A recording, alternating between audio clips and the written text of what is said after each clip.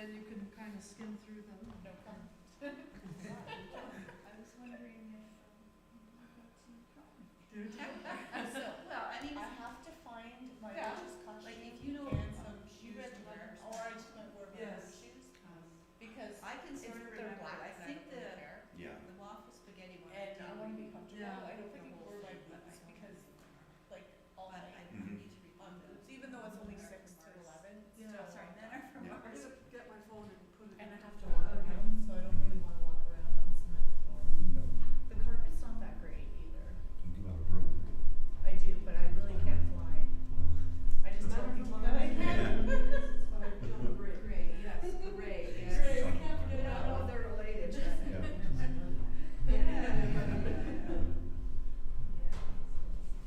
Well, Yeah, you right. presented on that other book, there's no such thing. I agree to wine reading skin. Yes.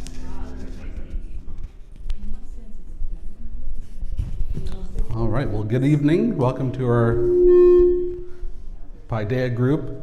Yeah, this is going to be, obviously, both can't be on.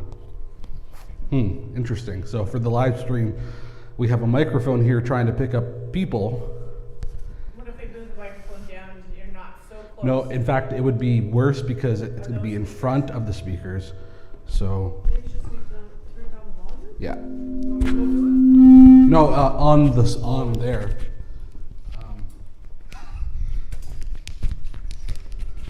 I'm sure this is riveting for the people at home.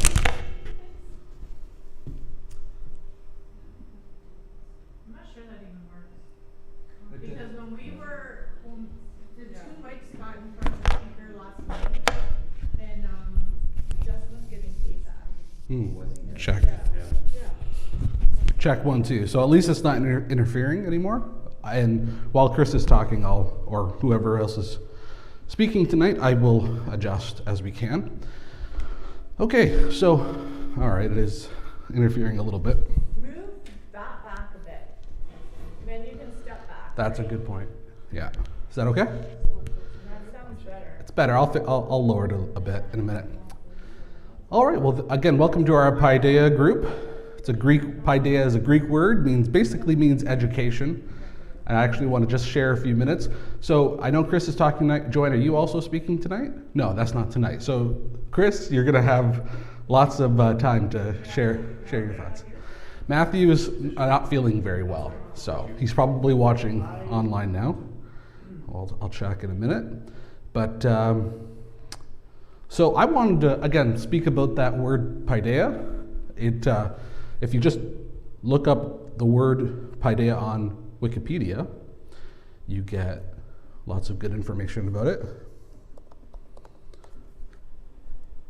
And that is this. It is referring to rearing and education. So it's the idea of helping kids mature into adults, but not just any kind of adult, into a sophisticated, civilized, responsible adult, part of Greek society, right? That's the where it came from in the days of Aristotle. And so it's important that we take that. I think it's great that we take that concept and we not only learn the Greek influences, but other, where other things that people thought up came from, and then with our biblical model and biblical influence, putting these all together, that to me, that's a well-rounded education. And as I mentioned this morning, it's a way for us to go deeper. So it's a way for us to, try to say, I want to open my mind to things that I might not normally hear. Or if I have some familiarity, I might learn something new about it. Found an article. Author's name is Jonathan Pennington. I think he's just a Bible professor at a Bible college. It's called Christ the Educator. I'm just going to read some of it here. So first, he just says Jesus is a multifaceted, multidimensional person. He's not just one thing. He is the Messiah. He is the Savior. He is the King. He is the High Priest, our Lord. He's the crucified one, the risen one, the Son of God, the Son of Man, and so on. There's so many things the Bible says about Jesus and names it gives Jesus. And so he then says, but it sounds odd, but Christ is also our educator. And if you want to talk about a source from which we get our education, Jesus being the one who guides us and leads us, right? And so, let's see what it says here. The key to understanding the difference between Christ as teacher and Christ as educator is to recognize something crucial about the true nature of education, and it is the ancient word paideia. Paideia comes from a Greek word relating to children, and it's used in Greek literature to bringing children from childhood to mature adult life through education. And so I immediately thought of Hebrews chapter 5, I believe it is. Let's see if I can bring that up, at least for myself here. And the writer says, concerning, he is actually sort of, putting them down a little bit. He's saying, you ought to be teachers, but you have need again for someone to teach you the elementary principles of the actual words of God, and you have come to need milk and not solid food. For everyone who partakes only of milk is unacquainted with the word of righteousness, for he is an infant, but solid food is for the mature, who because of practice have their senses trained to distinguish between good and evil. So that's from Hebrews chapter 5. We're not sure who wrote Hebrews. It was somebody likely within Paul's camp. That's the traditional answer, at least.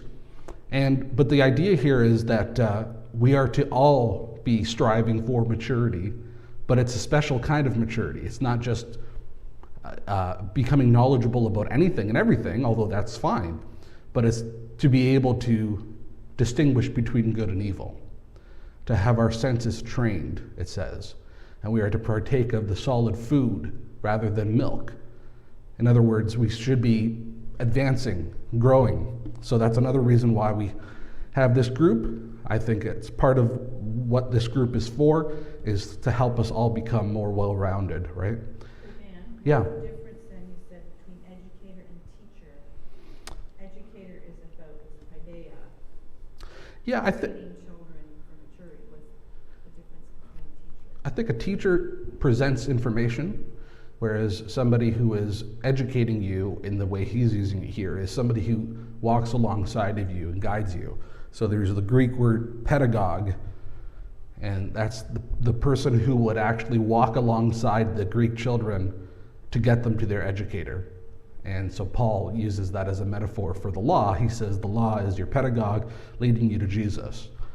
And that's a whole other topic, but the point being is, as he goes on to say here, our goal, every Christian has a goal, a telos, an end point, and that is being like Jesus. But another way the Bible talks about it, and the way the Greeks talked about it, was pursuing and achieving excellence, virtue, moral excellence. Not just being good on the surface or being good when other people are around, but actually excelling at goodness, even in the tough times when you're losing patience with your family or with your friends or whatever. You endure and you grow in that, right? So that's the telos, the end goal of a Christian is to be perfect, as the Bible says. But perfect is, again, in the context of morally perfect. We're not going to be perfect, like literally, but we are striving for that ideal to, first of all, recognize what is right and wrong, and then try to live by that. Would you say then an educator, the paideia is more Hey, John. coaching, I think so. a relationship, a caring Yeah. educator, caring teacher? Someone who would be invest themselves in Yeah. Well, protege more than an average teacher. that for sure. It's again, if you're talking about you're leading children to an education, well, You can try to be forceful or whatever, rude or however you want to put it to a child. Like, come on, let's get going. That's not going to get you very far, right? Why haven't you learned this yet? That's very helpful for anybody, especially, but it's not helpful for a young child who doesn't have the tools to grow. You have to guide the child. So I'll use Timothy as an example. He has speech issues, so we have to guide him. We have to be very intentional about what we say and how we say it, and hopefully he has been catching on and saying new words and making sentences.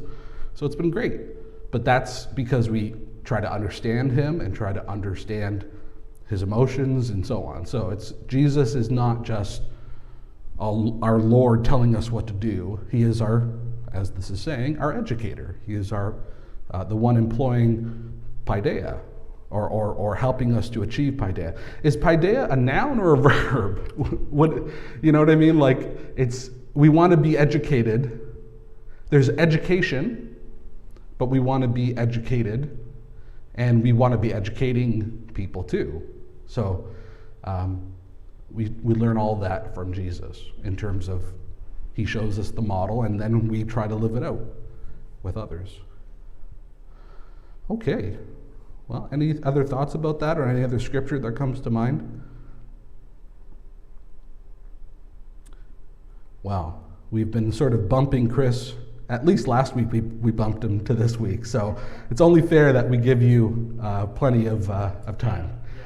So come on, yeah. I do have a short presentation, but I could talk about something that I'm preparing to talk about with a professor from the University of Toronto. I'm Nice. interviewing him next month. Oh, that's great. And it's about the daemon. The daemon is what Socrates called this kind of this guiding voice that he had in his head. Interesting. We can talk about that. Well, I would say let's see how things go and read the room, and if it feels like it's right, we can definitely do that. And if anybody else had anything else they wanted to share if we had time, that's cool too. But let's say what? Yeah. Well, Oh. I was gonna do a word. Oh, okay, good. You can do a word. Do you want to wing it? Yeah. I'm winging it, kind of. Okay. How about you come up? John's going to come up and do the word of the day. And there you go. And then Chris will come up. And you can take the rest of the time. I'm just going to put this here. Do you have anything to talk about as well? You can probably. Maybe. Okay, cool. We'll see. We'll see how the night goes. Cool. Yeah, certainly I can fill time. Yeah. We can riff on the conversations that we've had. Yeah, that's a good idea. Yeah, so I'm going to be talking about natural selection today. There are some good reasons for that. One is that I didn't have a lot of time to prepare this, but in general, this is good for us to know. And I also think it's a really neat opportunity perhaps for you all to really ask me questions about this, because you maybe don't get a lot of opportunities in your life to really ask those kinds of questions to a biologist, basically. So, especially this topic is pretty misunderstood. So there's three things I want to talk about: evolution, what a species is, and natural selection. So start us off, basically what evolution is, and all it describes is accumulation of changes that eventually results in a new species. So I want to talk about a little bit with this is that I think it's pretty misunderstood that these changes are necessarily good. I would get away from that a little bit, because they don't necessarily have to be good. And usually these are sort of like strategic trade-offs. And this is really something that's interesting to talk about. Things like, sorry, it's a very big fly. Yeah. Now Yes. you know what it's like. if you're up there, it's like, oh wow. Yes, yes. Okay, so one interesting trade-off that I was sort of like thinking about in the car, right, was this idea that so sickle cell anemia. So the gene for this, like basically if you have 2 copies of a gene that gives you sickle cell anemia, then you'll have sickle cell anemia. And then obviously if you don't have those genes, you won't have it. Okay, so it's bad to have sickle cell anemia, by the way. Does everyone know what sickle cell anemia is, by the way? I don't know in detail, I just know it's not a good thing. Yeah. Isn't it a blood disease in the bone? Yeah. So basically like the blood cells become like thin and a sickle shape. This is bad. Okay. And so you'd think it would be good to have no copies of this gene, but interestingly, if you have 1 copy and not the other, then one, you don't have sickle cell anemia, but you also have resistance to malaria, basically. So in some regions of the Earth where malaria is common, this trait of having 1 copy of the sickle cell anemia gene is more common than not. Now, so the trade-off there, though, is that while this seems like an objectively good thing to be, have some resistance to malaria, you're also more likely to have offspring with malaria if you, say, go and mate with someone who also has a copy of that gene. Whereas if you didn't have any copies, then you wouldn't pass on malaria, basically. Okay. Anyway, so just something to get at. Not always good, not always bad. Okay. Now we talk about evolution in terms of, and I guess like that, by the way, wasn't necessarily a change in species, right? So we didn't like totally get there, but that is like getting at the mechanisms for evolution. But okay, but we talked about, eventually you get changes that build up so enough that you have a new species. So what is a new species? A species is basically a group of animals that can mate and produce viable offspring. So, and that's important, right? The offspring has to be viable. That means that it'll live and it will reproduce successfully. So a common example is a mule. A mule is not a new species, so like, or this would say be why a donkey and a horse are separate species, because when they mate, they create a mule, but the mule can't reproduce. So that's how one way that we would be able to distinguish donkey. Horse and donkey? Oh, mule. I think. It's a horse and a donkey. Horse and donkey. Yeah, Mules can't reproduce. Yeah. So I think it's oh God, this is such a embarrassing thing to mix up, because I won't talk about it too much. The most famous example, though, is the Darwin's finches, and I think this is actually a much more specific example of what I'm getting at, because basically Darwin discovered a bunch of finches on the Galapagos Islands, and what ended up happening is basically you have different islands where these finches are, and they all have different diets, and because of these different diets you start to see changes, for example, in the shape of their beaks. So if you have a diet that's full of nuts versus a diet full of fruits, then you're going to have different beak shapes.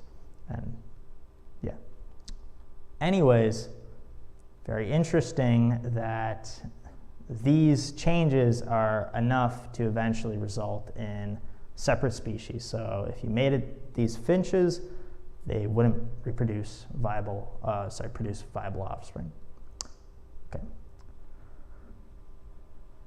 Now, what natural selection is, and what we're sort of getting at with this talk, is that natural selection is basically the major way for evolution to occur. And basically what it suggests is that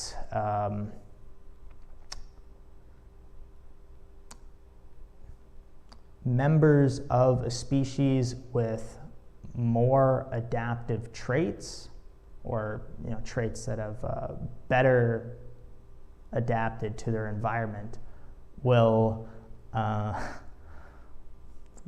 be more likely to pass those traits on. So to maybe give you one example, obviously the Galapagos finches, right? Like if you have an unsuitable beak, then you might not be able to eat well, and then you could starve, and that might be one way that you are less likely to reproduce. Okay, Chris? Yeah, I'm kind of curious on like the environment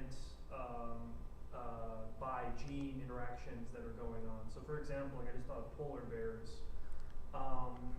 And so my question is that what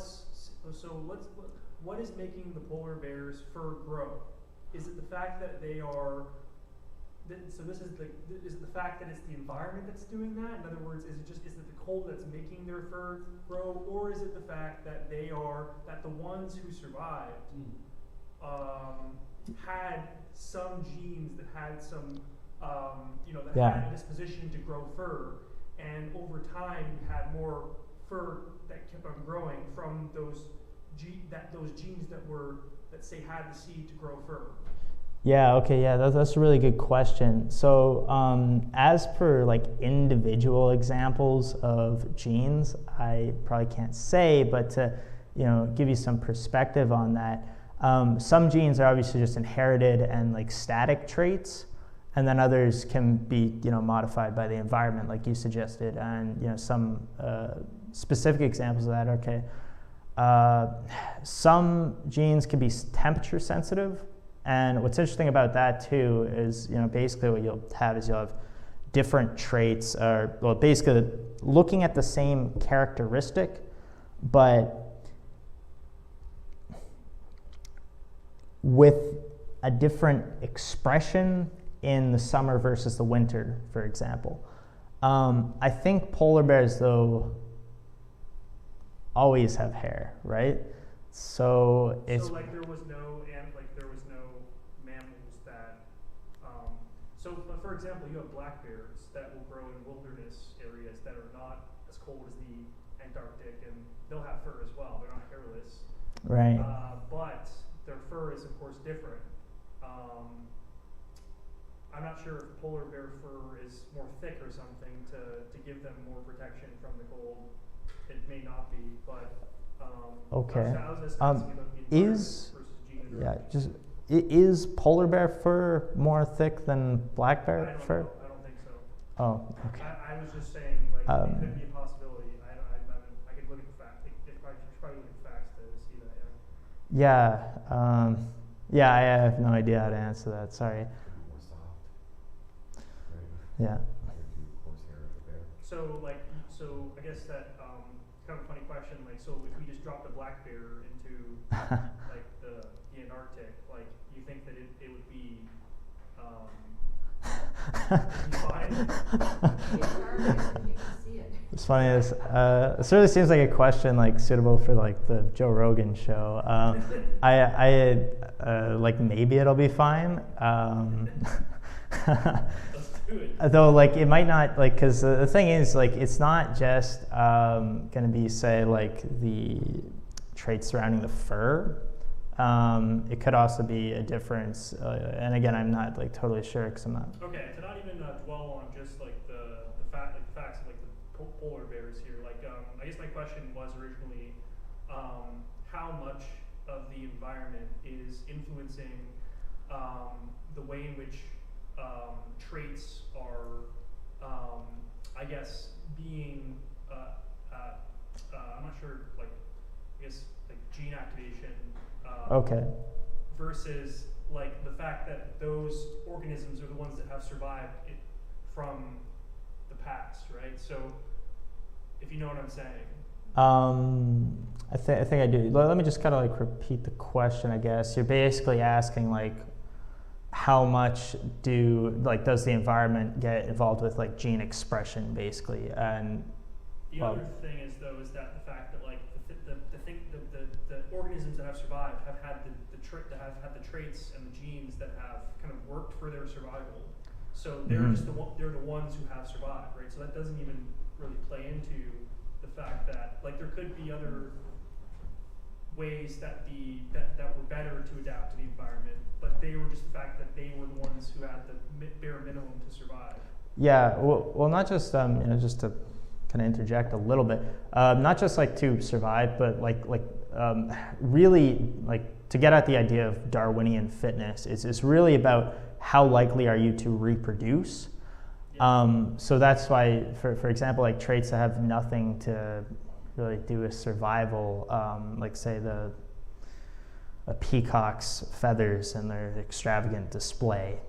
Nothing to do with survival, but it does attract mates. How much the environment plays a role in passing on those traits? So is that what you're asking though? Wouldn't it be a symbiotic kind of relationship that one informs the other, like it kind of goes back and forth? Yeah. Well, sort of. So, okay, in general, the way that like genes sort of behave is you can sort of have genes that are easy to access and genes that are hard to access. And what do I mean by hard to access? Well, your cells got to clamp around them and read them to, what do you say? So you can have harder or easier to access genes. This ease of access can be modified. One common modification, or one common modifier is stress, actually, for humans. So stress is pretty heavily correlated with making things harder to access. An interesting example of this was like looking at lifespans of moms in particular. So like really stressed moms might live have a shorter lifespan of about like 20 years, which is a bit it's a huge difference. In general, you can change the access to genes and then have different effects based on that. Other genes are directly affected by the environment. So one example would be skin pigment. Skin pigment has multiple genes that basically are differentially regulated by light. Which makes sense, right? That's the observations we had. When we sit out in the sunlight for a long while, we might hopefully get a tan. I think that it's helpful, especially to talk about natural selection and to give human being examples. Mm-hmm. I don't know. It helps. That's what, if we're going to talk about evolution and the way that evolution works is by how do scientists call it? Is it a force? Or is it just the mechanism? Is natural selection it is the mechanism or it's a way to recognize the adaptability, those creatures that are adaptable. We're attributing to them. That's the selection process. Yeah. So that's a good question, right? What do we actually call this? I'm inclined to call it a process. Yes. Oh, okay. There you go. Oh. That's perfect. You said it Okay. just as I read it. Yeah, great. Because it's not the main thing regulating this, I guess, is sexual pressure, and that could be for a number of, obviously you could die, but too for human males, it's funny, I actually didn't realize how important this was, I guess, until a couple of years ago when people started telling me I height for males apparently is very important. I find the whole like mating, like evolutionary reasons why what men look for in women and what women look for in men has a lot to do with natural selection. Yeah. And height being, sorry to anybody who's, height was an indicator, as well as muscles and so on, that this person's going to be able to take care of you and protect you. So that gets embedded in the how would you say scientifically? It gets embedded in women in such a way where that's what they're going to be naturally looking for. Yeah. That's not a scientific way referring to it, but. Yeah, I think it is really interesting to kind of look at things through like the lens of evolution. I don't know if that's always true, and I think sometimes charlatans go far back in time to explain things in the way that they'd like. But yeah, it's just really interesting. I'm not sure if we're going to see a shift away from like physical traits like that. Like well, I mean, who knows where we're going to go. But maybe like the basic selection criteria is going to change over time because of the way that our society has changed. These days, more important than muscle is probably mind. Yes, isn't that interesting? Chris? I think there was an old argument that was made about the existence of God, and they tried to use evolution as a way to prove the existence of God. You got Paley's watchmaker argument, where he said that, like, the watch it has all these tinkerings, it has all these ways of working, but it's conforming to, say, an order or a law that it has. Now here's the interesting thing. Are we able to say that evolution is blind, and is it and also random, or are we to say that that there is sort of an intelligibility to evolution? What are we meant to make of it there? Yeah, right. So. Yeah, there it is. Yeah. Interesting question. I think just by the way, add to that, the Paley's watchmaker argument. That's basically the argument where they go through and say, okay, well, a watch is an object with a creator, right? If you were to find it out in the woods, yeah, you wouldn't say, oh, well, look, it's a natural part of the woods. No, this had a creator. That's right. Yeah. Okay. Well, okay, but I don't think you're really asking specifically about that. I think so we're aware the main criticism of that argument was basically, well, when you compare a watch to a tree, they're very different. Of course, one is obviously created, and a tree might be able to argue, well, you could argue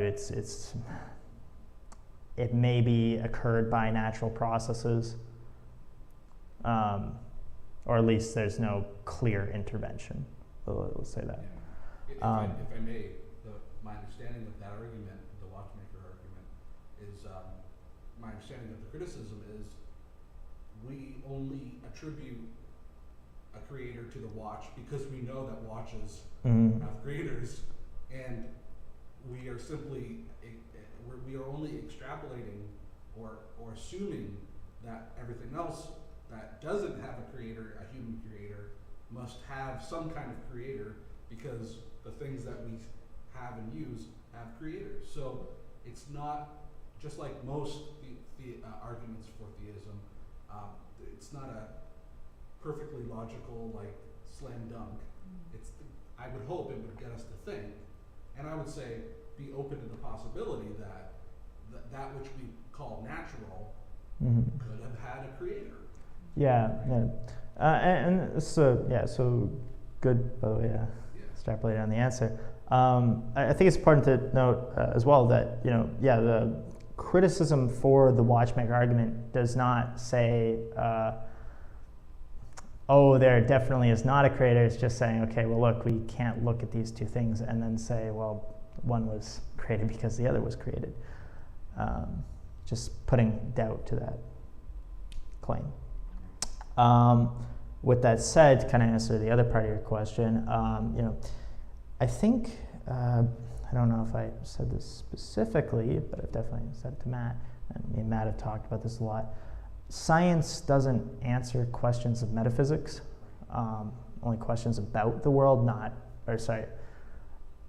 questions of the world, per se, not questions outside of the physical realm. So with that said, any idea from science is never going to prove or disprove a creator. Now talking about evolution specifically, you asked a bunch of questions. I would say it's not random. You can have randomness occur on an individual level. So something like a random gene mutation. Just an error in the machinery. But if it's a bad thing, it's less likely to get passed on. And if it's a good thing, then it's more likely to get passed on. And I guess it's a little more complicated than that, because not all good traits are going to contribute to sexual selection or like the ability to reproduce. The fact that you have a great smell and that you have kids is probably just a coincidence. So I would say that, basically what I'm saying is that I think there's a logic to it, but I wouldn't go so far to say as there's an intelligence to it. All right, that's fair. I think that's a great presentation on natural selection. Do you have anything else you want to say? No. I just want to give Chris as much time as possible. Oh, and if we have time at sure. the end, fine, but I just don't want him to. But that was great. Is evolution and or natural selection ever something that comes into your life? Does it affect your life? I'm just curious about to what degree church people in particular has evolution or natural selection, those ideas and the topics. Does it ever come up in your life, or because it does in mine a lot? Because I think about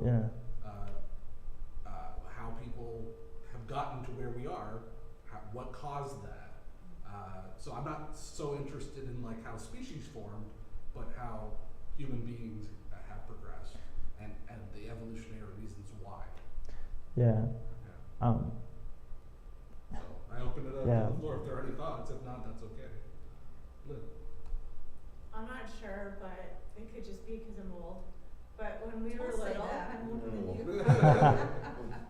when we were little, kids at school thought evolution was you were a tadpole, you turned into a fish, then you fell out of the water and you grew legs, and then you were a lizard, and then then you became a monkey, and then you became a human. So I was like, what? That doesn't make any sense. So I never really paid much attention or even processed evolution in that aspect, but just hearing that, there's obviously the species, the humans, but humans evolve throughout the years because they used to be different based on their environment, like you said, for the bears. You go to a stadium back in the day and all the seats are this big, and then there's obesity run rampant. A person can't sit in the same seat that someone 75 years ago sat in, or even 200 years ago they could have been shorter people, then there was a taller part. People in general, their shapes and structures have evolved. So it's not from a tadpole to a monkey to a human. It's actually species evolving as they go. Yeah, maybe John, you can speak. Just if you don't mind speaking to. There's like a spectrum, that if we want to say it that way, of what evolution is, the theory is. So the idea of different species evolving into different species is the macro level, right? Yeah. And then it gets smaller and smaller until we get to the sociological evolution, I guess, if there's not Yes. that's the right term. We change, and it's getting even more rapid about how often humans change with technology and such. So Yeah. Yeah, and actually, yeah, I'm really happy that makes a lot of sense to you. That, like, you know, it's not like you just have a bunch of big changes happening, like tadpole to frog to human, but you know, you have a lot of small changes occurring along the way. Yes. Yeah. Yeah. I think you know. Personally, I thought that this would benefit us all in being critical.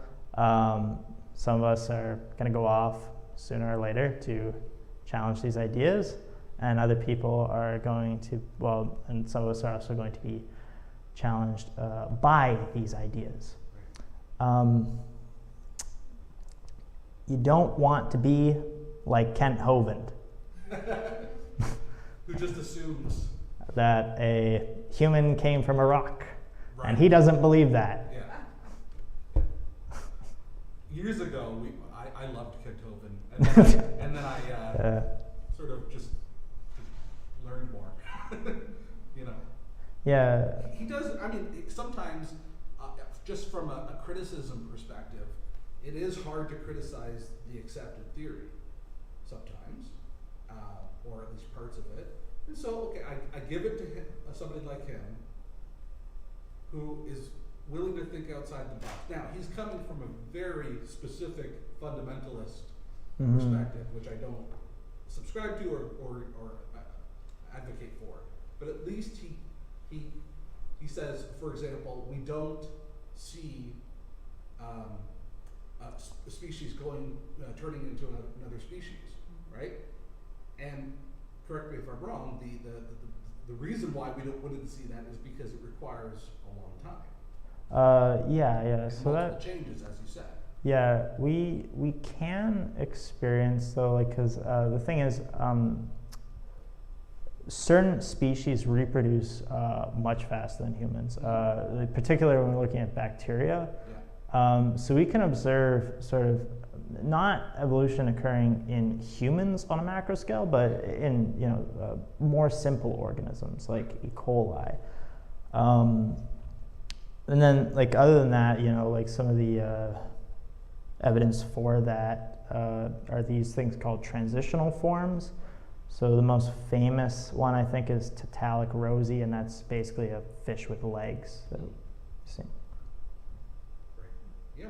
So to me, again, talking about the benefit of the topic, again, like if that part doesn't make sense, and it's not, I don't think it would be intuitive to say, different species change into different species over time. That's hard to accept, especially if you're not, from within that world. But evolution is certainly true, like 100% true, on a more, like, if we want to talk about why do we have the mating preferences that we have, and how has that influenced society, and when you can think about it this way, for hundreds of years, for thousands of years, a long time, as far back as human beings have been around, women had to be careful who they slept with and what their partner would be, and society had to be careful because there was no mechanism to allow them to be independent and to have as many partners as they want. In the 20th century, that changed with the advent of birth control and other advantages that women now have, or not advantages, but privileges, like being a part of society on a more equal level. Well, that has changed. If we want to talk about how mating preferences can change over time, well, the past 100 years has shown that can get mixed up. But then you have a different society as a result. So it very much is informed by, like, if a woman doesn't have to worry about getting pregnant, she might be more promiscuous than a person who lived before that time, right? Yeah. Am I rambling, or is there something? Well, yeah, no, I think, you know, it's, I guess on this issue it's hard not to ramble, because it's very complicated, you know. We know that there will be some change, but we're not sure when exactly it's going to take place, how it's going to look, and we can make predictions, you know, things like, okay, well, more women are in the workforce. They might be less pressured into looking for a hardworking man. Right, exactly. That's yeah. I personally think that there hasn't been much that's changed culturally in long-term versus short-term dating. Mm-hmm. You have this R versus K environments in biology talk. So R environments are like chaotic environments, and then K environments are like ordered environments. Right. And they find that, for example, bunnies, when they're in a chaotic environment, so if they're in these environments, they have to be worrying about what you know, there's predators around. Right. How long am I going to be surviving for? I have to reproduce as quickly as possible. And as much as possible. So this is like That's why they have so many babies. right. So that's kind of so like I found that that is, you can apply that in the same sense to like human beings. Right. Like when human beings are in stressful environments, Right. then they are going to be more promiscuous, Right. because they have to worry about sexual selection.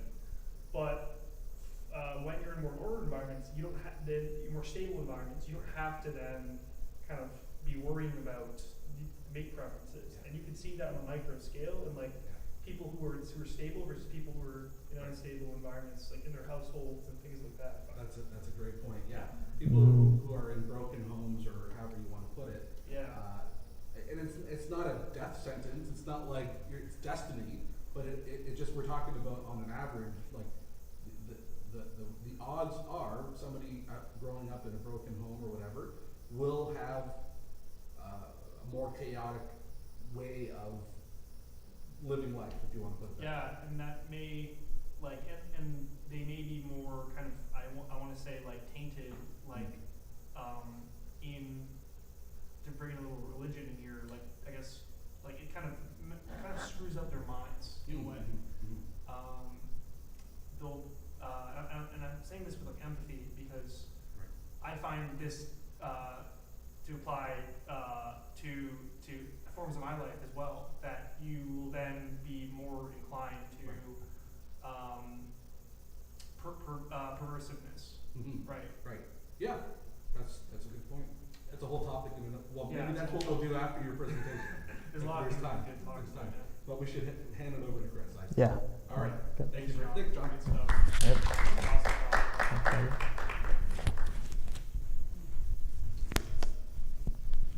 You can't leave the microphone. Yeah. Help me. Thanks.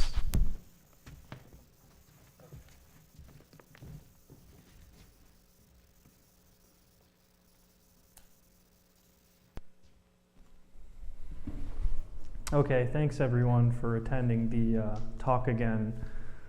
I have a very short kind of presentation on a poem or haiku that that I want to talk about. It's by someone named Mitsuo Basho, and he wrote this haiku.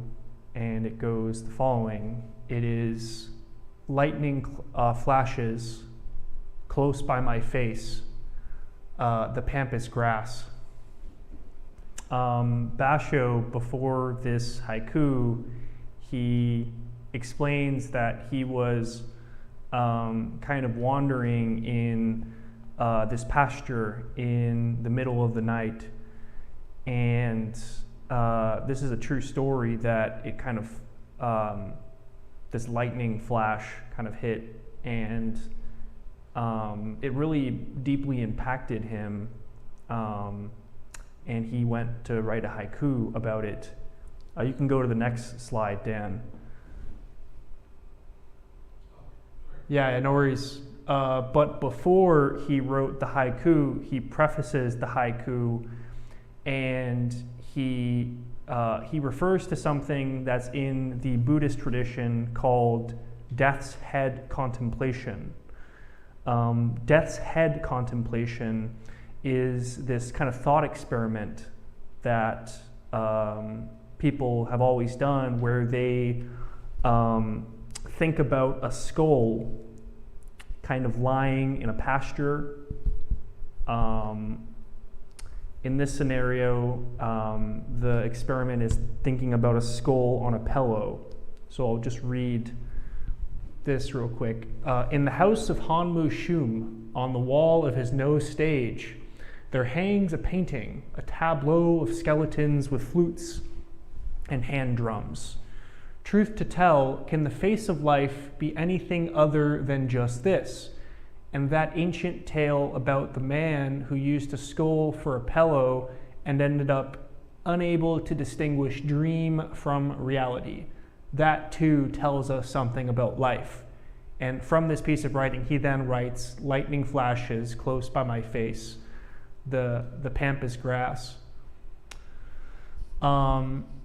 So I'd like to hear everyone's opinion on why you think Basho would write something like this. What do you think the relevance or the importance of highlighting this event in where he's kind of roaming in this wilderness, this lightning flashes close by his face, and then he then sees this pampas grass. Pampas means this open glade or this open field of grass.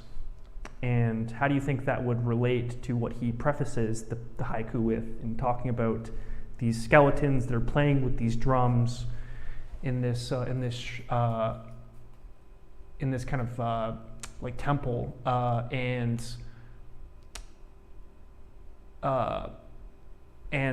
death's head contemplation, which, as I mentioned, is this idea of thinking about the skull lying on this plate of grass, or the skull lying on the pillow. It's a lot of things to take in, but like, what are your thoughts on what he could be saying here? Yeah, Lynn. I guess like in the cartoon when someone gets hit by lightning, they show the skeleton kind of thing. So maybe it was the skeleton, Mm-hmm. he was in the grass and he thought, wow, that could have hit me, I could be a skeleton in the grass, and like that would just be the end of it. That's an interesting thought, yeah. That's interesting. Joanne. Similar, if I had lightning flashing close by my face, I would be scared, and I would realize that could have killed me. Yeah. And if he had thought about this other idea before that these skeletons are, hitting the drums and playing with those, like, okay, here it comes, Yeah. This is what happens. Yeah. It's like, oh no, and he can't tell the difference between the dream from the reality. He doesn't know if this is really true or it's just. Yeah, there's an old saying, 1,000 years in a single moment, and a single moment in 1,000 years. I agree that there is something that he's touching on in regards to, I like how you put it, that that there's some realization or moment happening in that flash of lightning. That flash of lightning kind of reveals his own situation to him. He was moments before in the darkness, and then he then emerges into this this flash of lightning, and he sees everything about. The way that I interpret this is it is a moment of a double exposure. A double exposure in the sense of seeing death through the lens of life, or seeing life through the lens of death. As I mentioned, that in this flash of lightning, he sees kind of this single moment in a thousand years. Mean to say that he kind of sees, I'd say, his life trajectory in the light of death. And there's so many things that this gets me thinking about. It is kind of everything that I always take for granted in life. When I say take for granted, I mean to say that I never, as Lynn mentioned last week, to take the time to look at something and to stop it for a moment and look at it. That to me is sort of the symbolism of this death's head contemplation, where you're thinking about a skull either lying in the bed of in your own bed, on your own pillow, or thinking about it in terms of death lying on this grass, or sorry, a skull lying on this grass. Right. You can go to the next slide, Dan. And I'd like to now share a haiku that I wrote. And it is about something that we talked about last week in regards to echinosis. So I wrote, nature's dew withheld. The wizened well yearns athirst. Slake, the margins leap. So to give you what's happening, it's that the first line says that nature is withholding its dew, or it's withholding its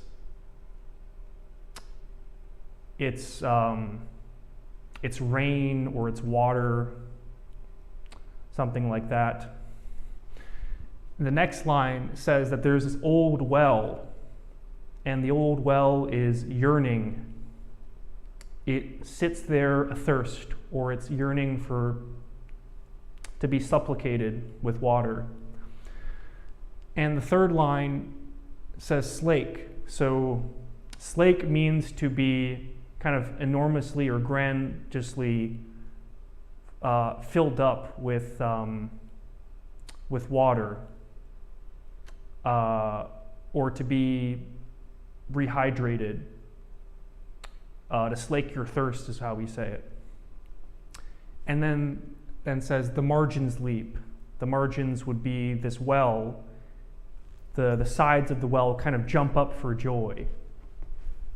Can anyone think how that related to our last session with when we were talking about echinosis? What was echinosis? Echinosis means self-emptying or being emptied out.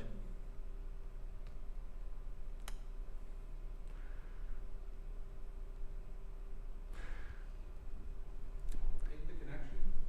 Oh, sorry? Make the connection. Yeah, so why I wrote this is because it's coming from a very personal place. It's coming from a place in where I feel filled up again with joy and wonder. And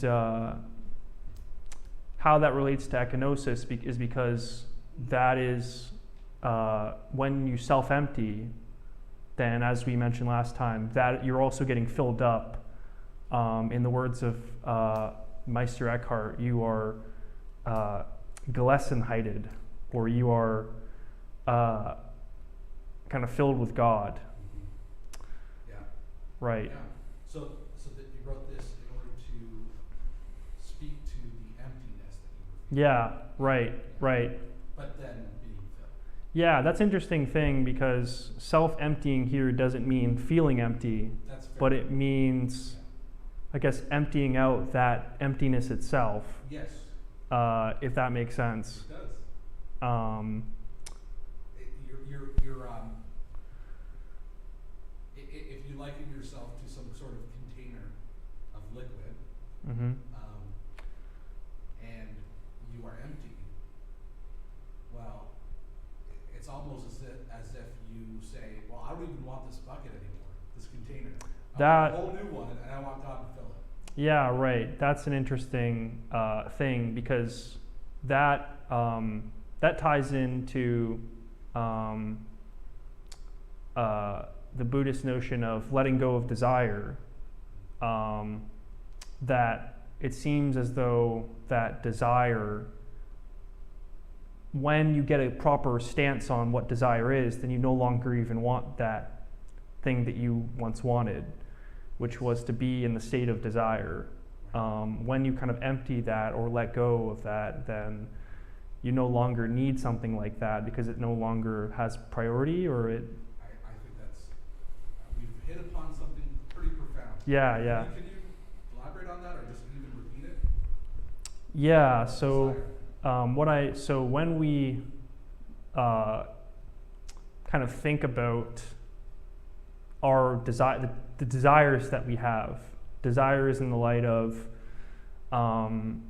wanting to satiate our hunger when we're feeling very hungry, and we go and we overbuy, say, like 10 pizzas or something. It's a little too much, but Don't go to the store hungry.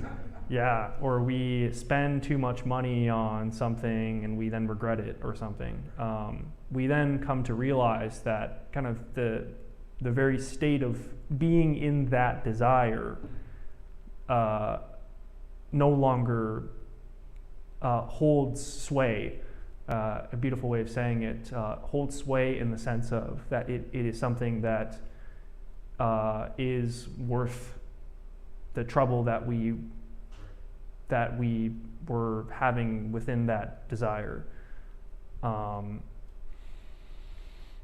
So it's as if when you self-empty yourself of that desire, then you're no longer even working within those givens that you once set for yourself.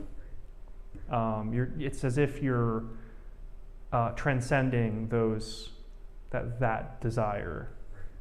So is that, practically speaking, a matter of,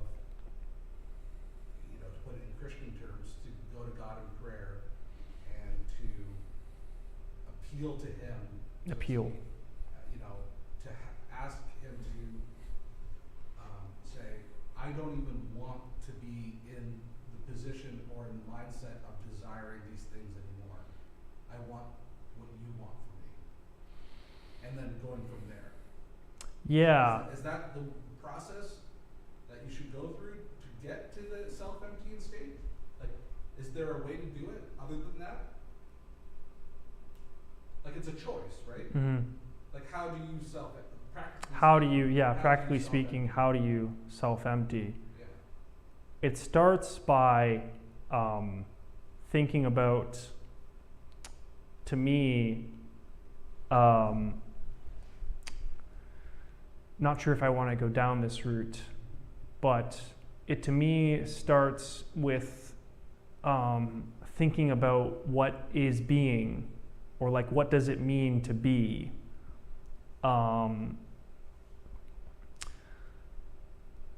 We can think about being in terms of substance, in terms of what things are. Say that, this is how Aristotle thought of being. He thought of being a substance. He says hypokimenon. It means underlying substrate. And he was trying to find, like, what is the highest category of something that exists? And he eventually came to the conclusion that it must be that it's the substance of something. It's that this table holds sway in the sense that it'll always be black and always have its shape, etc. Things like that. So that's being as substance, but there's also being as existence, or the fact of that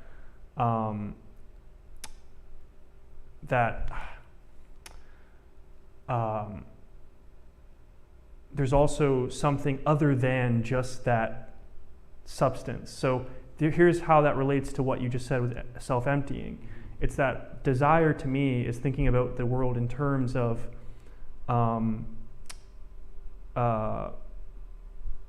beings, entities, but not being. Meaning, Not the verb. the verb. It's sort of the fact of existence as opposed to existing and actually experiencing life. This is the thing is really tough, right? Because this is the thing that Martin Heidegger does in the 1930s. He tries to set for the first time the ontological distinction, he calls it. Again, ontology means the study of being or the study of the meaning of nature. So he tries to say that there's a distinction between beings, entities, but then being or raw existence. That raw existence, this is how I relate it to the self-emptying, is that when you understand that most raw self-existence, then you get into a state where all of those things that you once kind of thought to be the case is no longer the case because of how immense or how powerful it is. It's sort of like the immanence of God in a way. It's kind of God dropping in and kind of showing you His immanence. That's how I describe it in a Christian sense. Getting things from His perspective, so to speak. Yeah, because now you're right. We're getting into very deep ideas because this is the thing with Buddhism is trying to let go, right, of the fact that we think of the world in terms of entities or in terms of beings, but not being. And so this poem is speaking to kind of emptying out yourself so that you can experience that the grandeur of God in a way. Yeah.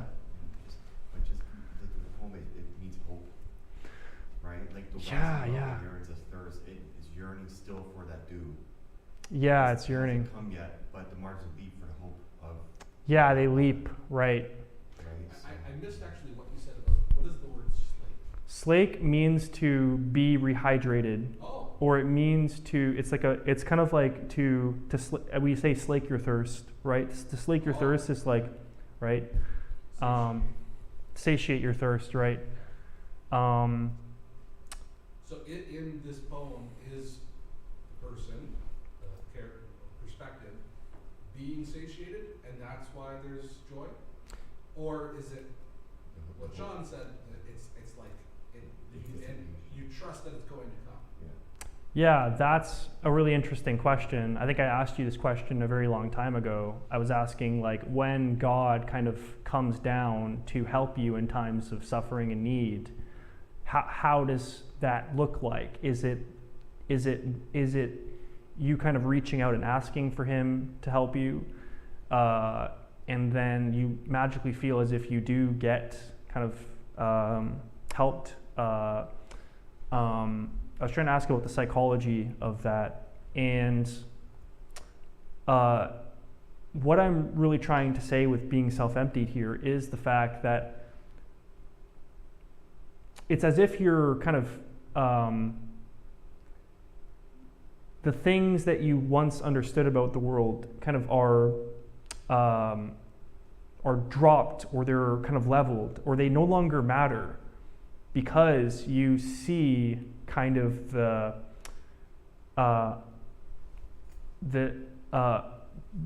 this filling up, or this being filled with joy, or this being filled with wonder. That feeling itself is, in a way, like pure being, because it doesn't tie to entities. So like when I'm pointing to these tables, like it seems like I'm sort of pointing to like something that really is like what we never really think about. In other words, like, oh yeah, like I can just force my attention or fixate my attention on this table. And like, it's just, yeah, I can think about it in substance, and they're just kind of like disinterested philosophical questions. But really what I mean to say is that kind of the understanding of substance kind of governs the way in which we think about ourselves. And when we no longer sort of think about ourselves in those terms, then we feel elated, or we feel in peace or relaxation, or the Gelassenheit means feeling at ease or feeling. So that is what I'm kind of pointing to. It's a kind of a very meditative sort of perspective on feeling, finding a homeliness within the world. But is there not a level, and I can only say this because this is the time, these are the times when it really worked in my life. There was a level of desperation where I no longer wanted to live the way I was, and I saw finally that the negative consequences of how I was living was outweighing any benefits I was getting, and so that drove me to that place of emptying, saying, I don't want this anymore. I want what you have for me, and then feeling the elation and the peace and the contentment that comes with that. It's not magic, but it gives you that new perspective, and now it's almost as if now you're equipped to deal with life in a way you weren't before. Yeah, that's like, I think you're touching on something really important.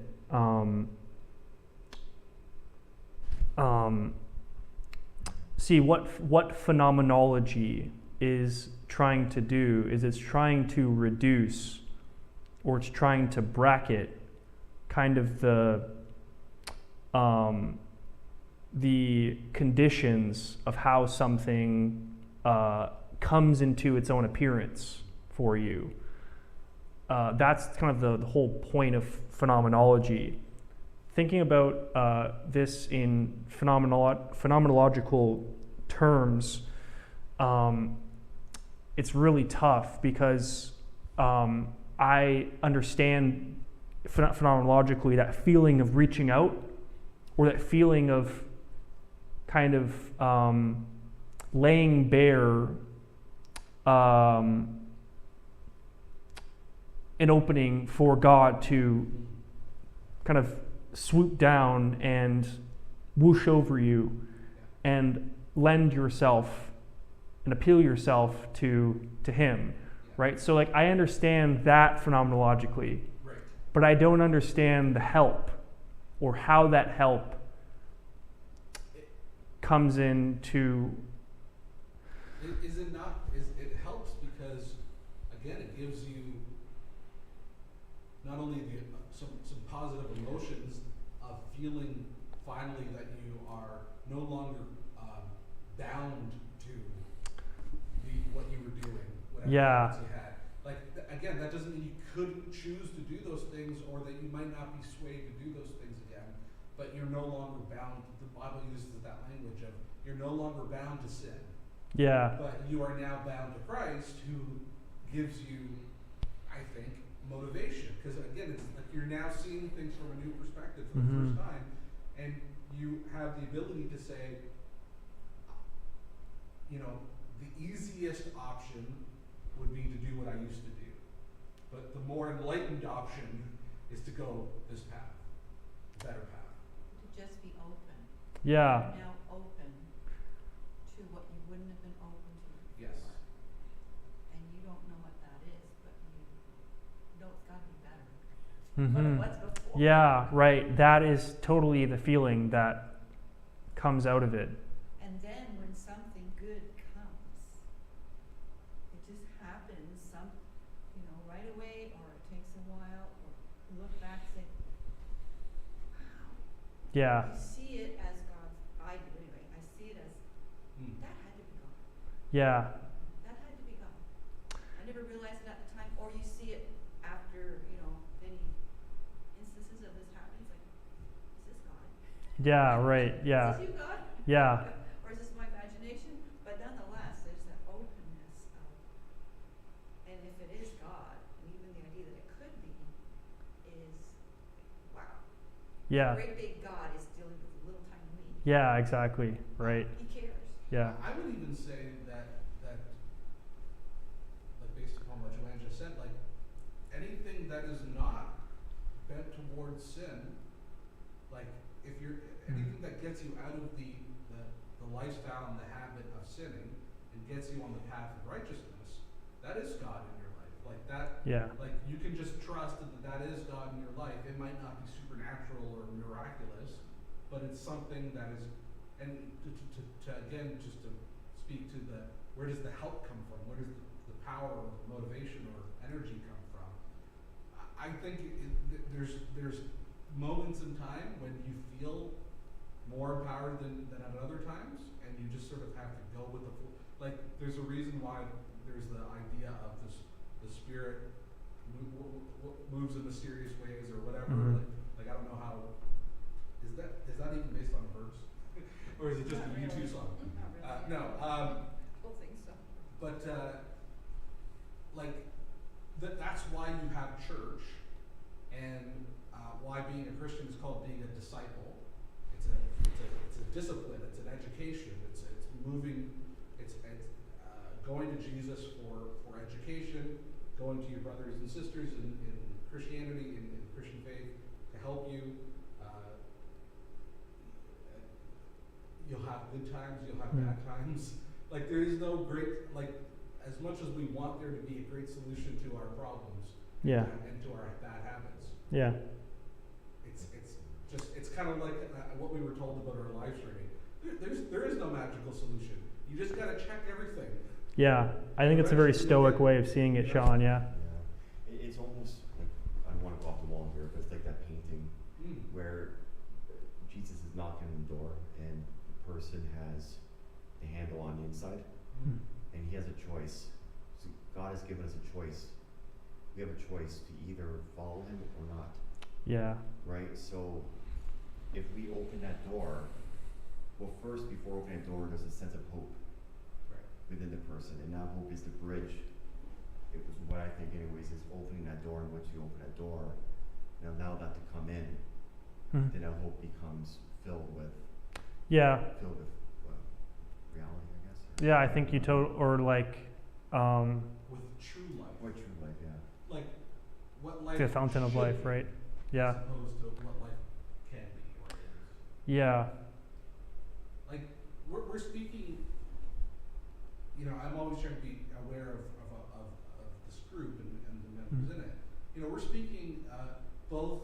I'm doing my best in my own life and my own thinking, but also as a pastor to try to bridge the gap between people who are on the more scientific, skeptical side of things, and those who find that faith comes easily or like belief comes easily. That's an interesting question on people who do find that openness Yes. to let kind of him fill you to the brim with joy. They just go for it. Eleanor is someone like that. Today, Eleanor, that was so inspiring. She got up and she just started to sing. Yeah. And and I was giving my all. I was giving her the clap because that was something that was inspiring. Right. And she's so she has so much conviction. It's a very so I find for Eleanor that openness, it's something that that she kind of lets that she's attuned to that kind of openness, and she is able to stir the mood because of that. But I would say that's a great example. Think about it. It's funny because I was just mentioning this today during church of the demographics of our church now are a lot more spread out than they were even just before the pandemic. We skewed a lot older before. Now we have a good cross section. But Eleanor has been at this church all her life. Yeah. She feels a comfort to be able to do that, and Yeah. she feels like, and rightly so, Yeah. she and Jerry are leaders in the church, so to speak. And so that's the reason why I mention that, is to say it's a both and. She's obviously attuned, like spiritually gotten to that point, Right. but also she feels a part of this community in such a way. So that what I'm trying to say is the community part is very important, because that's where you can manifest, as the Bible says, you manifest your spiritual gifts within the community. Serving others and helping others. That's what I was trying to talk about last week with moods, that moods are kind of a shared kind of atmosphere that we are steeped into. And the fact that you can find a way to tinker or tap into that atmosphere, and in a way, this is what, mood is a very interesting word. The High German is Stimmung, and Stimmung means, I know what it means, I have to remember the phrase of it. It's to set the tone, right? So it's interesting, there's a connection between music, musicality, and also ambience as well. That's an interesting kind of thing, right? So it's even in the etymology, to set the tone, right? Setting the tone, right? We normally think of, say, setting the tone for a dinner party, or setting the tone for a wedding, or setting the tone for... I'm in a store. Yeah. Stores I don't want to go into because I don't like their music. There's... Stores I'll go into any day because I love their music, even if I don't want to buy anything. Right. Music can set the tone, but that tone is also there without the music as well. You'll have these instances where you'll walk into a room and you'll just feel like there's something that just happened within it, right? Everyone's all tense. And, right? So what I'm illustrating there is to say that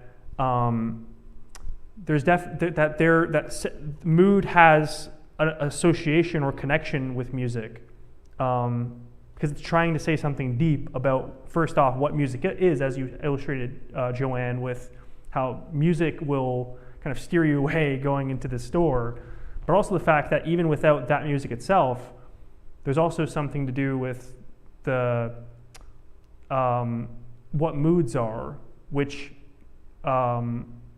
moods attune us to a situation. And they give us options for acting within that situation. So what I'm trying to talk about here is Eleanor, and the fact that Eleanor had the courage and the strength and the sort of the attunement to set that Christian mood up for the room to clap and to sing along in the song that she was singing. That's important for me because I want to kind of learn how to, in the same way, kind of have that strength and have that courage as well. That makes sense, yeah.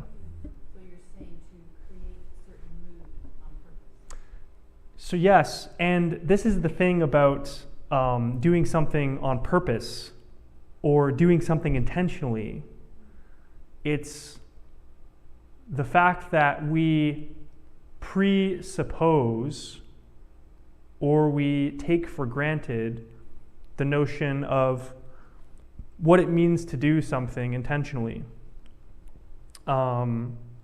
This is from Paul Tillich's book, The Courage to Be. He tries to say that we all think, like, this actually segues perfectly into this notion of the daemon, or this notion of, it's related to conscience, but it really means where we are presented with a situation where we are called to act within the situation, and to do the thing that needs to get done within that situation. This can be on an extreme level. This can be saving someone in the street who is being robbed or something, and just having that courageous Socrates would call it this voice in his head that would kind of tell him and give him the sign to do or the impetus to do something. What I'm meaning to say here is that the problem for me is that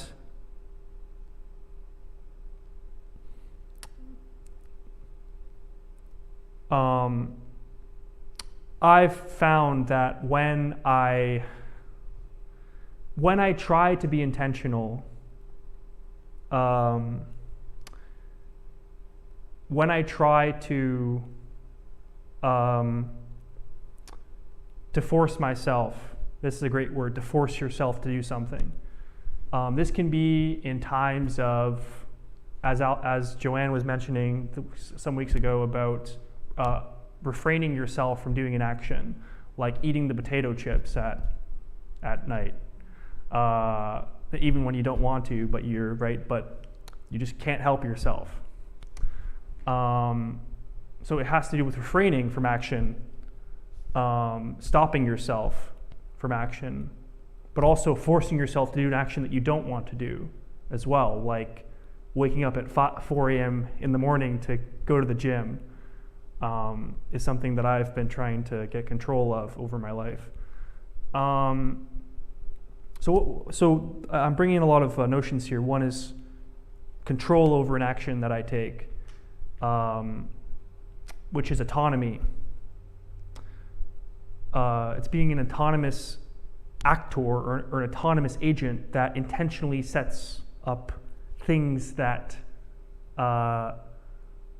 I don't want to do and things that I do want to do, that I can't. So what the thesis is, for what my thesis is that we think of ourselves as kind of these, as a little homunculus. So the way that I look at it is that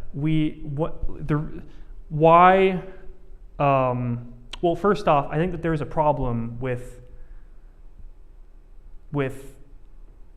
thinking that I have the absolute power or absolute control to do the things that I both want to refrain from and that I want to do, but I don't have the power to do so. I think that there's a problem there. And so, because today in church, kind of the message, which I find is a beautiful and well-intentioned kind of message, which is to be more intentional, right? To apply yourself, as Dan said, to look at areas of your life that you need to kind of fix up and control over. But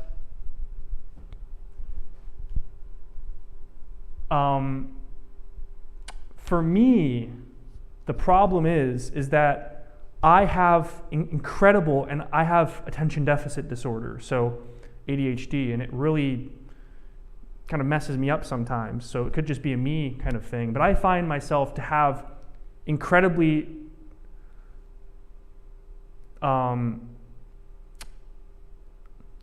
I have so much trouble in getting control over myself and applying myself and such, and forcing myself to do the things that I can't do but have to do, and at the same time refraining myself from the things that I don't want to do but I feel like I have to do.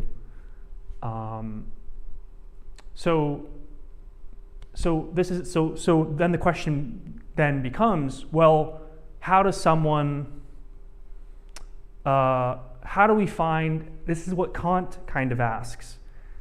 He says, how do we find an absolute value, or what he calls an absolute maxim, to get the job done in each case, in each instance where it needs to get done?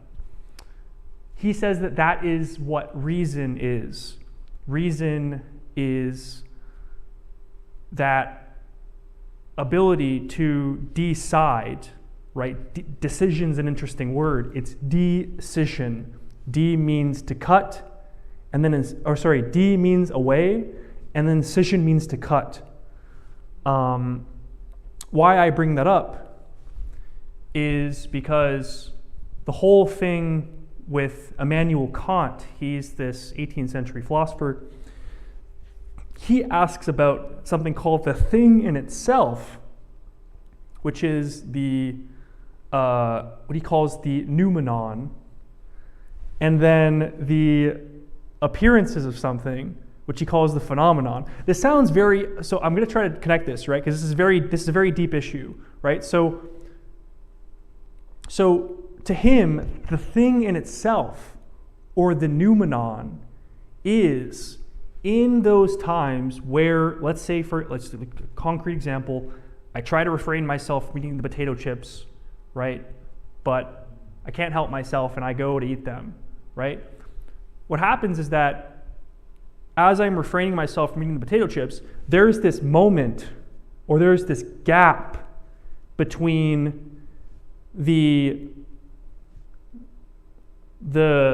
time in which that action is determined and then my response to that determination of the action, if that makes sense.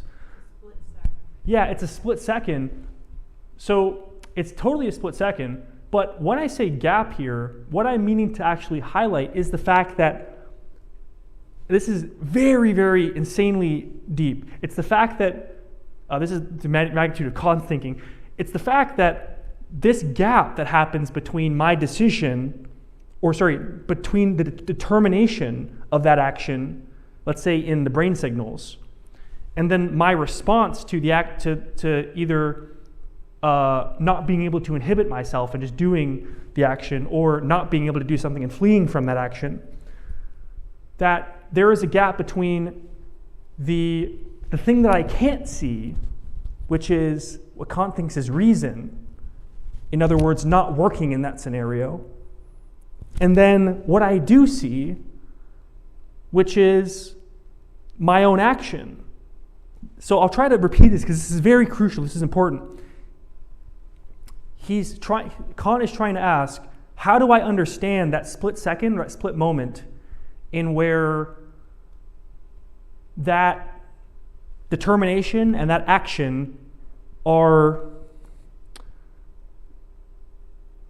decided, right? Or cut away from. In other words, how do I see something that I can't see? How do I understand something that is not understandable?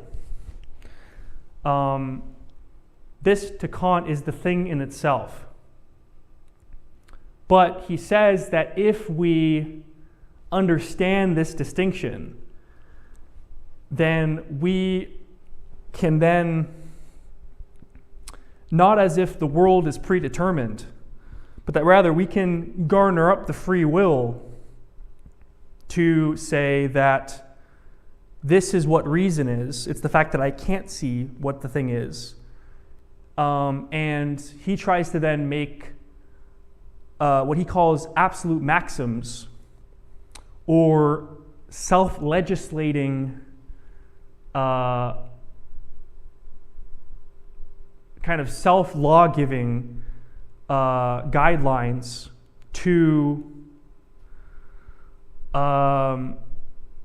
be someone who can be autonomous, he says, to be somebody who can take independence over himself.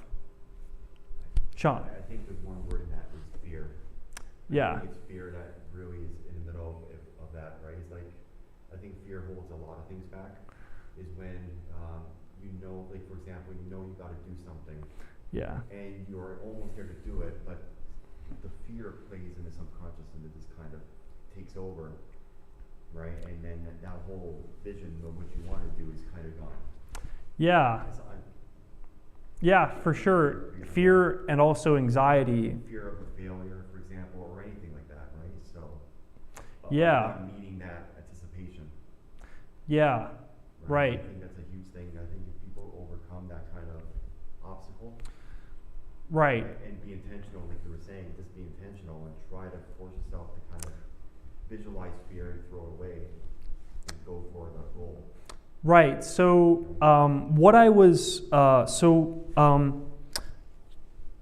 the thing with my question is to say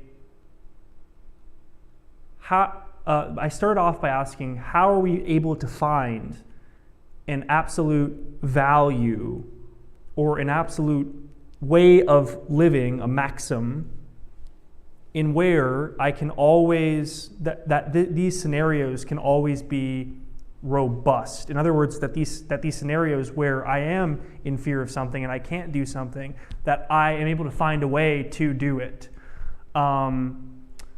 Right? So this is the problem that's set up, right? And firstly, I want to start by asking kind of how we normally think about ourselves in those times of not being able to do something. So what I'm meaning to say is that we are all thrown into a tradition of the past. We are thrown into history. And what I'd like to say is that history has influenced how we think about ourselves, right? That's meaning to say it's influenced how I think about myself in those times in where I have to apply myself and do something that I don't want to do, or refrain from doing something that I do want to do, but I can't and I shouldn't be doing. The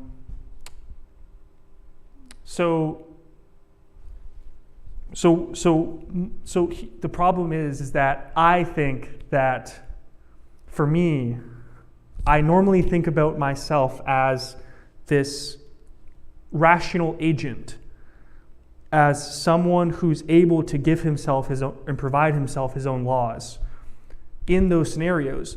But what happens is that to me, that doesn't work. That's never worked for me.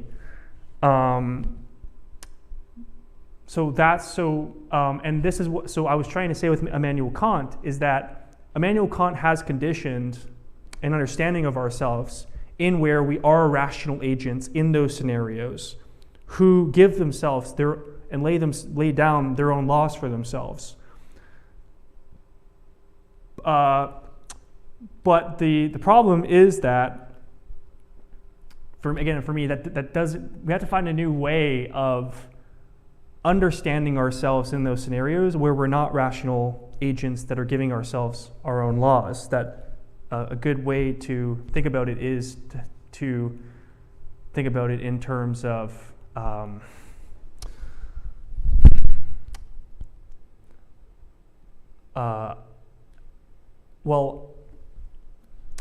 I want to think about it in terms of the laws of God. And just what Lynn was saying last week, just being intentional, right, and doing good things, for example. If you do something good to somebody, not expect anything in return, that will kind of open up the doorway. Right, that kind of thing. Yeah, I think that's a path to working on yourself and allowing the Spirit of God, kind of work with you. Or work, right? Mm-hmm. Would it be you're saying that self, how did you just put it? That we are rational agents, or we are autonomous agents. But to realize, it's easy to talk about it now because we're not struggling with it. Yeah, right, yeah. But if the more we talk about it, the better chance is when we are struggling, we'll remember. Right. That we're not alone in this. That's We exactly. don't have to do it all alone. If we have intentions towards more godly living and ask God to help us, and when we have those moments of I feel like I'm gonna fail. I like what you said, visualize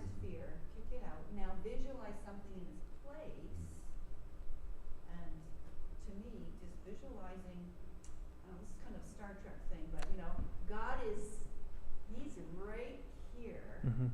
Just can't see him. But, Yeah. you know, there's these sparkly things in the air, like he's here. Yeah. Jesus is here. Yeah. And he cares and he knows, and we don't know what he's gonna do, but we're not alone. Yeah. That to me makes me relax. And like, you mean I'm gonna struggle over these stupid chips? Like, forget this. Yeah. Forget Yeah. my Yeah. chips. Right. Yeah. Yeah. You get to where it's not important. It's together. It's not important, but Yeah. You're touching on something that is what I've been trying to understand, which is the fact of as you mentioned, you have faith in those moments where you have the faith that God is there in those times, that God is here with me. remember it at those times, yeah. Right, and to try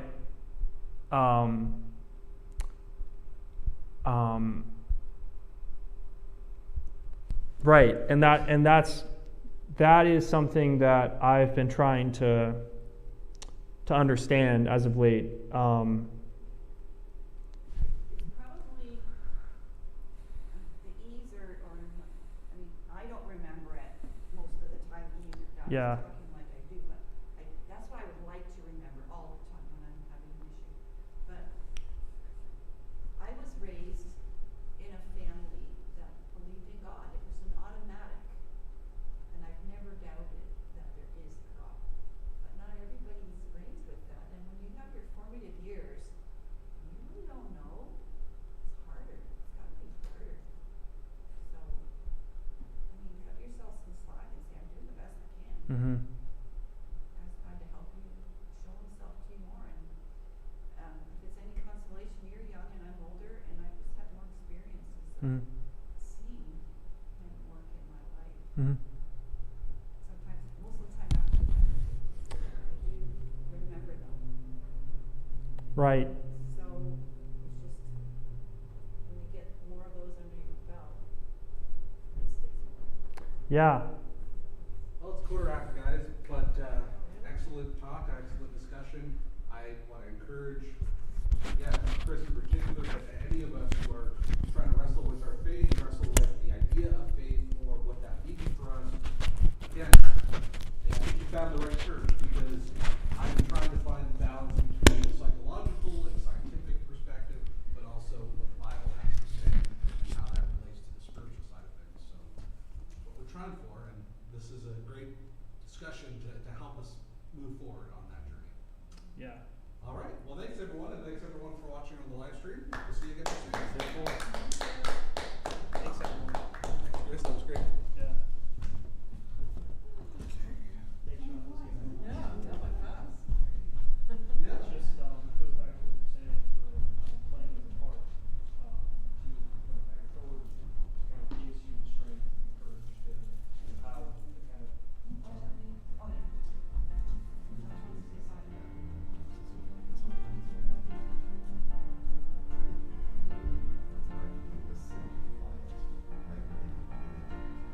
simplify. Yeah, right. Break it down.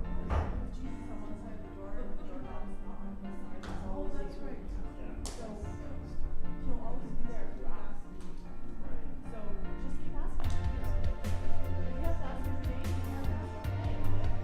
Sometimes people only ask when there's hard times. Yeah. You can't ask when you're in good times too, because do you want just to be with people who are always there for your bad times? No, you want to enjoy your good times when you're the right ones too, right? So, I mean, that's what God wants us to do.